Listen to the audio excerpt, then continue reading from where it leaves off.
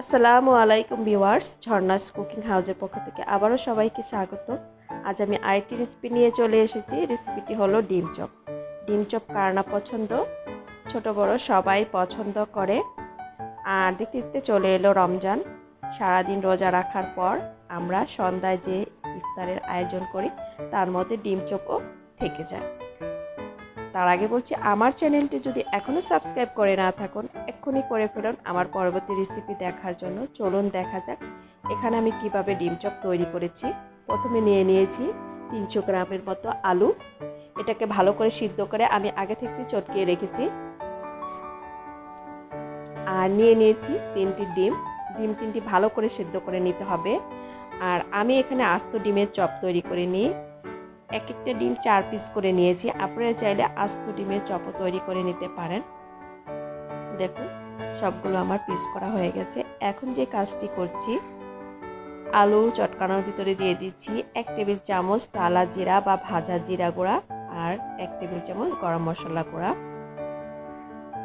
দিয়ে দিচ্ছি chilli flakes 1 table চামচ। দিয়ে দিচ্ছি স্বাদ মতো লবণ আর হাফ কাপের মতো পেঁয়াজ বেরেস্তা। দিয়ে দিচ্ছি হাফ টেবিল চামচ গোলমরিচ গুঁড়া, হাফ কাপ ধনেপাতা কুচি। আর আপনারা চাইলে এখানে 1 টেবিল চামচের মতো সরিষার তেল অ্যাড করে দিতে পারেন। আমি ভালো করে হাত দিয়ে মিক্সড করে নিলাম।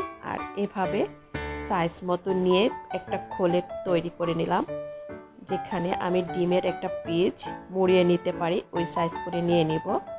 দেখুন আমি একটা ডিমের পিস বসিয়ে দিলাম আর সুন্দর করে মুড়িয়ে নিচ্ছি। এভাবে মুড়িয়ে নেবেন আর যাতে ফেটে না যায়, ডিমের অংশটা ভেদ হয়ে না থাকে সেদিকে খেয়াল রাখতে হবে। দেখুন দেখতে দেখতে আমার সবগুলো মোড়ানো হয়ে গেছে। এখন যে কাজটি করছি, নিয়ে নিলাম 2টো ডিম আর দিয়ে দিচ্ছি স্বাদ মতো লবণ আর দিয়ে দিচ্ছি গোলমরিচ গুঁড়া হাফ টেবিল চামচ। এটাকে ভালো করে ফেটিয়ে নিতে হবে আর প্রয়োজনে একটু চেলে নিলেও ভালো হয়। আর নিয়ে নিয়েছি ব্রেড ক্রাম্বস।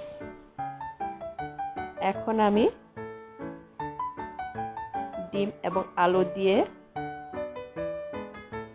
যে খোলটা তৈরি করেছি এটাকে ডিমে একটু গড়িয়ে নিলাম। আর এখন আমি কোটিং করার জন্য ব্রেড ক্রাম্বসে গড়িয়ে নিচ্ছি ভালো করে। আপনারা ডাবল কোটিংও করে নিতে পারেন। আমি একবারই করেছি আর যাতে ফেটে না থাকে এদিকে খেয়াল রাখতে হবে। এটাকে আপনারা এখন ভেজে নিতে পারেন। আমি এগুলা ফ্রোজিং করে রেখে দেবো বলে ভেজে দেখাইনি।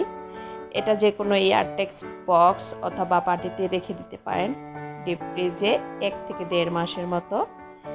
ভিউয়ার্স, যদি আমার এই ডিম চপ ভালো লেগে থাকে তাহলে আমাকে লাইক শেয়ার কমেন্টস করে আমার চ্যানেলের পাশে থাকবেন এবং আমার জন্য দোয়া করবেন। আল্লাহ হাফেজ।